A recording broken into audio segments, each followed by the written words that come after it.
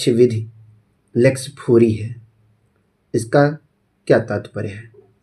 तो हमारा सही आंसर है ऑप्शन बी, उस न्यायालय की विधि जहां कार्यवाही चल रही है। यानी कि जिस न्यायालय में, जिस लोकेशन पर, यदि जिस देश में कार्यवाही चल रही है वो वहीं की साक्ष्य विधि वहाँ लागू होगी।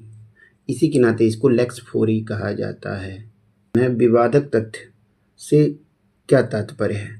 हमारा सही आंसर है ऑप्शन बी, वे तथ्य जिनसे किसी अधिकार या दायित्व का अस्तित्व निर्धारित होता हो। नाथ परेड रेलिवेंट है।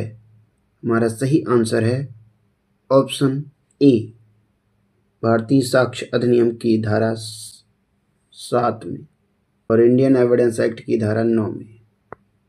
साक्ष्य अधिनियम के तहत दस्तावेज में शामिल है। हमारा सही आंसर है उपरोक्त सभी। भारतीय साक्ष्य अधिनियम 2023 की धारा 23 संबंधित है। हमारा सही आंसर है ऑप्शन बी, पुलिस के समक्ष संस्वीकृति से। रजिस्ट्री का सिद्धांत भारतीय साक्ष्य अधिनियम 2023 की किस धारा में समाहित है? हमारा सही आंसर है ऑप्शन ए, धारा 4 में, जो पुरानी धारा 6 में थी। क पर ख की लाठी से मारकर हत्या करने का आरोप है।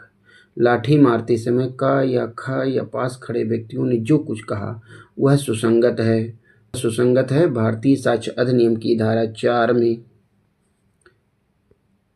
हमारा अगला क्वेश्चन है, साक्ष्य विधि कैसी विधि है? हमारा सही आंसर है ऑप्शन डी, बी एवं सी, यानी कि प्रक्रियात्मक विधि और स्थानिक विधि, यानी लेक्स फोरी। हमारा अगला क्वेश्चन है, निम्नलिखित में से कौन सा तथ्य की परिभाषा में आता है? हमारा सही आंसर है ऑप्शन डी, उपरोक्त सभी। किसी व्यक्ति ने कुछ सुना या देखा, यह तथ्य है। किसी व्यक्ति की कोई प्रतिष्ठा है, यह भी तथ्य है।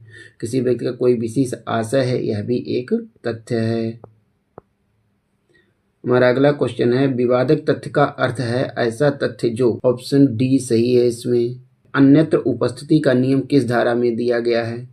हमारा सही आंसर है ऑप्शन ए, धारा 9 भारतीय साक्ष्य अधिनियम। हमारा अगला क्वेश्चन है, क पर एक पत्र प्रकाशित करके ख की मानहानि करने का आरोप है। क द्वारा पहले लिखे गए पत्र जो ख के प्रति विद्वेष दर्शाते हैं सुसंगत हैं। तो यह धारा 10 भारतीय साक्ष्य अधिनियम की धारा 10 के तहत सुसंगत है, जो भारतीय साक्ष्य अधिनियम 1872 की धारा 14 में सुसंगत था।